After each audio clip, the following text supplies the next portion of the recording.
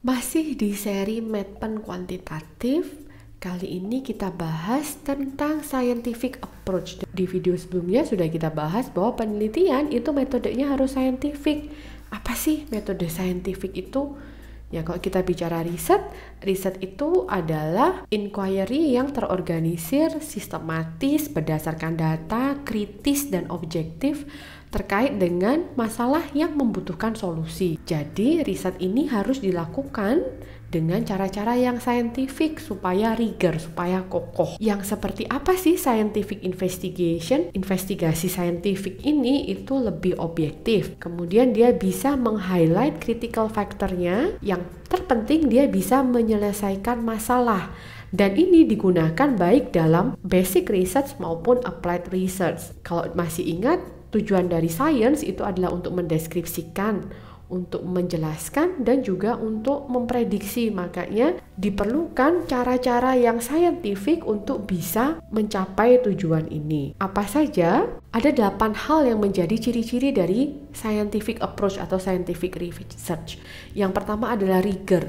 Rigor itu adalah kekokohan atau kehati-hatian. Jadi rigor itu melibatkan kehati-hatian dalam pemilihan metode riset. Apabila penelitian itu tidak rigor, dampaknya panjang. Kenapa? Karena conclusion-nya itu bisa salah. Atau terjadi bias ketika kita menjawab pertanyaan penelitian. Apabila ini dalam interview, maka ada hal-hal yang tidak tersampaikan selama interview sehingga tidak bisa diikutkan dalam riset. Makanya penelitian metodenya itu harus rigor, harus hati-hati, dan harus kokoh, harus menjawab why. Tidak hanya what, apa yang dilakukan, tetapi juga mengapa ini dilakukan. Dan mengapanya ini perlu terjustifikasi secara ilmiah. Nah, scientific research itu purposiveness, alias dia memiliki tujuan yang jelas. Jadi tujuannya harus jelas dulu. Tujuannya nggak boleh muter-muter. Apa ya tujuannya? Kira-kira apa ya? Nggak boleh, tapi harus jelas. Yang namanya scientific research itu harus bisa diuji. Jadi apabila dalam penelitian kuantitatif itu ada hipotesis, maka hipotesisnya ini harus bisa diuji.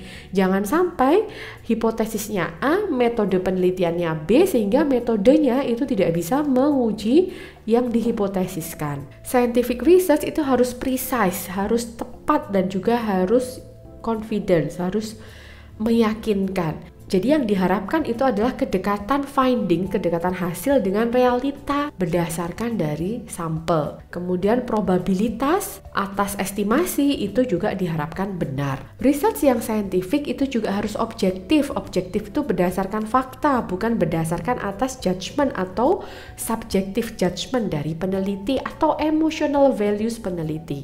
Research itu juga harus bisa direplika.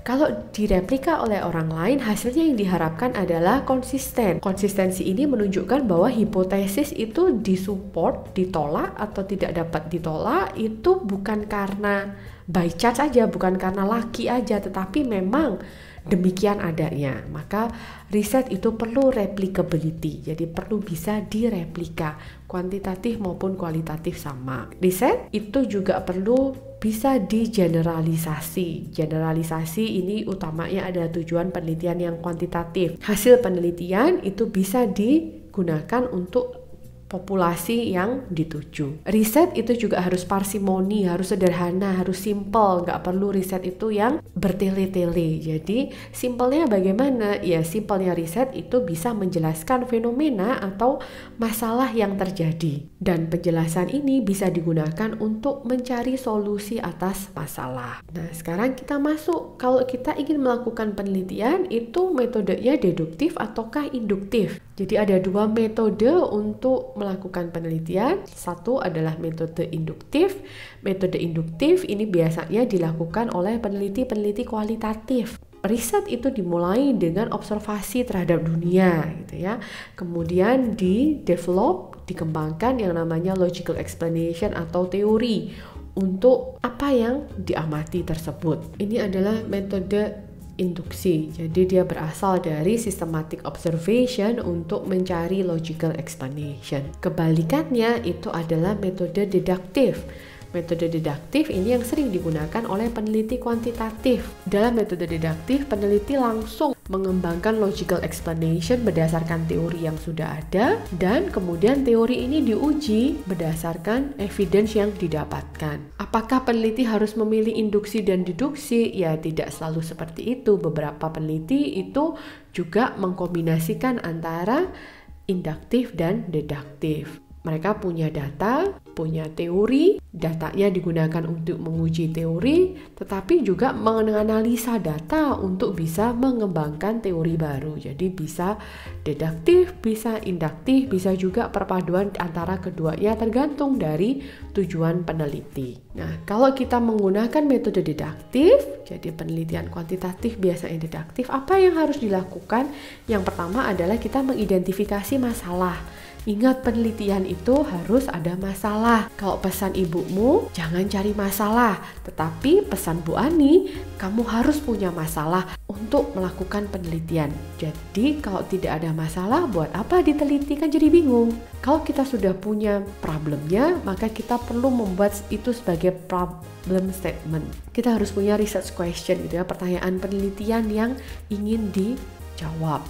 Nah, dari problem statement ini bisa dikembangkan hipotesis. Bagaimana mengembangkan hipotesis? Hipotesis itu berasal dari logika berpikir yang didapatkan dari penelitian terdahulu, dari teori. Keluar hipotesis yang ada arahnya, entah positif, entah negatif. Ketika hipotesis sudah ada, maka selanjutnya adalah menentukan pengukurannya, menentukan bagaimana data itu dikumpulkan. Kita kumpulkan data itu dianalisa, setelah dianalisa jangan lupa diinterpretasikan, kemudian dituliskan dalam laporan penelitian.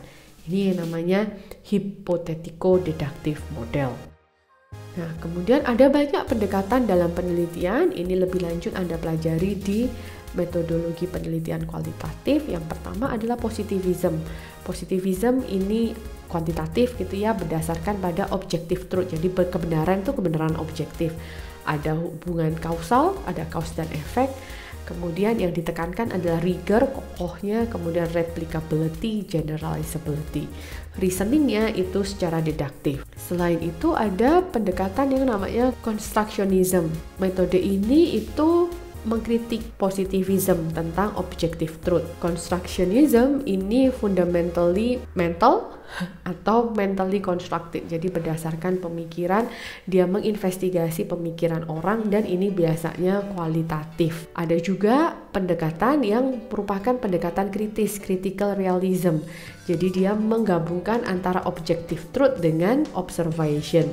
Sifatnya dia masih subjektif dan dia mengukur fenomena berdasarkan emosi, perasaan, atau sikap. Dan ada inherent bias dalam diri peneliti terkait dengan critical realism karena dia harus berdiri di satu sisi untuk mengkritisi. Kemudian ada pragmatism. Pragmatism ini merupakan kombinasi antara fenomena yang objektif dan observable dan juga subjective meaning. Pragmatism ini menekankan pada hubungan antara teori dan praktis. Biasanya riset-riset yang mixed method ini pendekatan penelitiannya adalah pragmatis. Lebih lanjut terkait dengan pendekatan penelitian, epistemologi, ontologi itu ada di metodologi penelitian kualitatif. Oke, sampai sini dulu. Di video berikutnya kita bahas tentang etika penelitian, terutama yang berkaitan dengan manusia.